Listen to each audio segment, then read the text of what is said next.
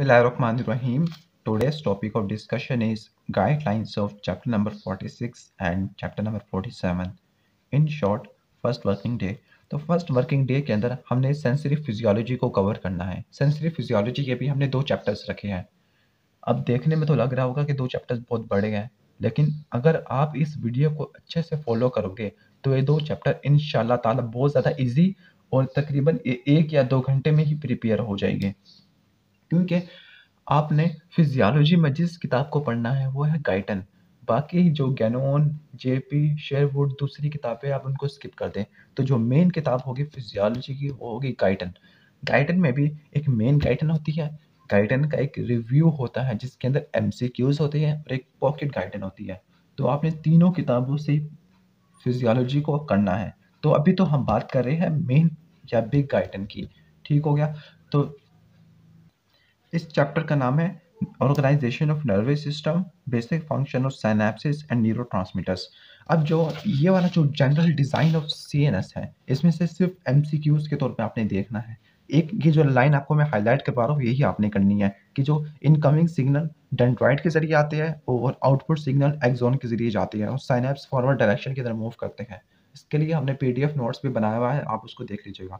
Sensory part of nervous system के अंदर आपने ये याद रखना है कि जो कौन कौन से पार्ट सेंसरी है जो सेंसरी इंफॉर्मेशन को कंट्रोल करते हैं और कौन कौन से पार्ट जो मोटर इंफॉर्मेशन को कंट्रोल करते हैं। तो ये आपने पार्ट्स को जरूर देख लेना है। इसके बाद जो सीएनएस के 2 बेसिक फंक्शन, सिर्फ आपने इनकी हेडिंग को रट्टा मारना है। पहला ये कि प्रोसेसिंग ऑफ इंफॉर्मेशन और दूसरा स्टोरेज ऑफ इंफॉर्मेशन मेमोरी, और दोनों के अंदर ही साइनेप्स इन्वॉल्व होगा और कुछ याद नहीं करना। इसके बाद लेवल्स की बात करते हैं तो 3 लेवल आपको देखने को मिलते हैं, spinal cord level, lower brain और sub cortical level, higher brain और कॉर्टिकल लेवल। इनके से फंक्शन तैयार करने हैं कि क्या क्या करते हैं। इन सबको हमने पीडीएफ नोट से कवर करना है। तो यहाँ पर आपको पॉइंट्स नज़र आ रहे होंगे कि क्या क्या फंक्शंस होती है स्पाइनल कॉर्ड के, लोअर ब्रेन या सब कॉर्टिकल रीजन के, और इसके बाद अगर बात करते हैं हम कॉर्टिकल या हायर ब्रेन के। इसके बाद ये जो कंपैरिजन ऑफ नर्वस सिस्टम को कंप्यूटर ये आप छोड़ दे। और जो central nervous system synapse 2 type की होती है, केमिकल और इलेक्ट्रिकल। तो मैंने इसका एक डिफरेंस बनाया हुआ है इस पेज के अंदर। ठीक हो गया। तो इसको हम शेयर कर देंगे या इसकी तस्वीर आप ले सकते हो। तो ये वाला आप कर लोगे तो यहाँ तक आपको करने की कोई ज़रूरत नहीं है। तो ये टेबल केमिकल साइनेप्स और इलेक्ट्रिकल साइनेप्स में डिफरेंस ये आपको आना चाहिए।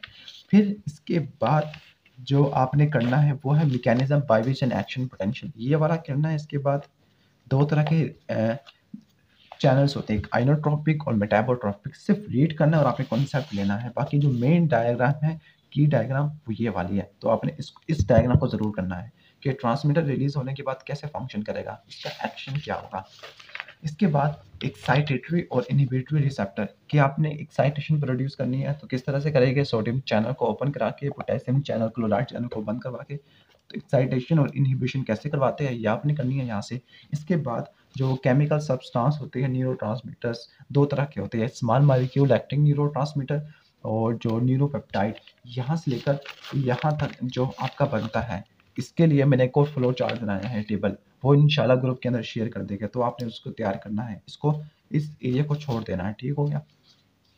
इसके बाद जो एग्जाम में चीज़ पूछी जाती है वो ये है पेरीसाइनेप्टिक इनहिबिशन। इसका एमसीक्यूज आता है कि वो कौन सा न्यूरोट्रांसमीटर है जो पेरीसाइनेप्स पे आके इनहिबिशन करवाता है, तो वह पेरीसाइनेप्टिक। और आपको IPSP inhibitory post synaptic potential, excitatory post synaptic potential, इसकी डेफिनेशन आनी चाहिए और कुछ नहीं करना है आप इसमें से। इसके बाद स्पेशियल और टेम्पोरल सुमेशन, ये दोबारा से आ जाएगा अगले चैप्टर में। तो अगर आप इसको यहाँ नहीं करना चाहते तो उसको नेक्स्ट चैप्टर से देख सकते हो। इसके बाद इलेक्ट्रोटोनिक कंडक्शन। इलेक्ट्रोटोनिक कंडक्शन होती क्या है, किस तरह से मूव करते हैं, तो ये आपने करना है। और डेंड्राइट्स में इलेक्ट्रोटोनिक कंडक्शन ही क्यों होती है, एक्शन पोटेंशियल क्यों नहीं होता, तो आपने ये पैराग्राफ जरूर करना है।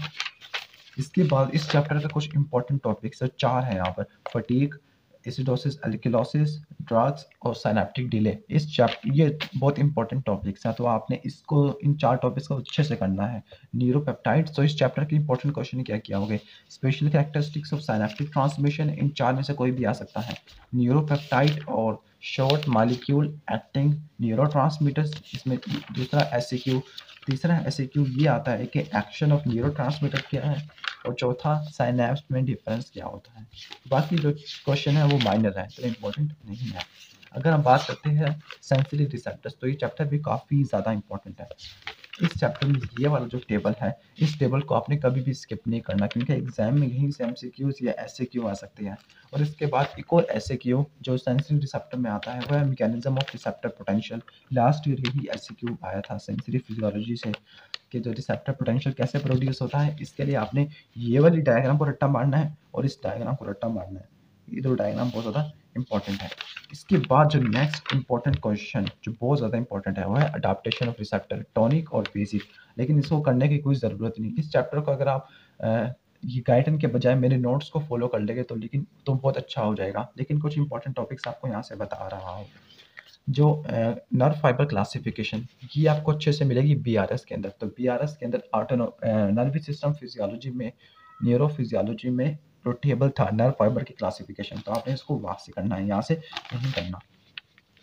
स्पेशल सुमेशन और टेम्पोरल सुमेशन मैंने कहा था कि दोबारा से आएंगे, तो आपने इसको यहाँ से करना है। इनकी डेफिनेशन और इनकी एग्जांपल्स। जो न्यूरोनल पूल है ये इतना ज़्यादा इंपॉर्टेंट नहीं, लेकिन इसके अंदर कुछ चीज़ें आपने देखनी है। डाइवर्जेंस की एग्जांपल, कन्वर्जेंस की एग्जांपल आपने ज़रूर देखनी है।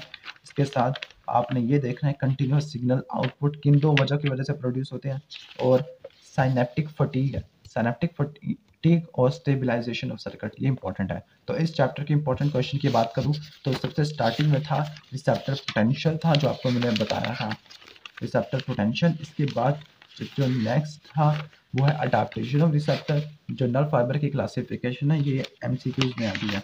इसके बाद जो स्पेशियल या टेम्पोरल सुमेशन ये वाइवा में पूछ लेते हैं, लेकिन एससीक्यू में नहीं आता। कन्वर्जेंस और डाइवर्जेंस ही एससीक्यू में आ सकता है। इसकी डायग्राम आपको ये वाली नज़र आ रही होगी और एक ये डायग्राम नज़र आ रही होगी, तो आपने इसको नहीं छोड़ना।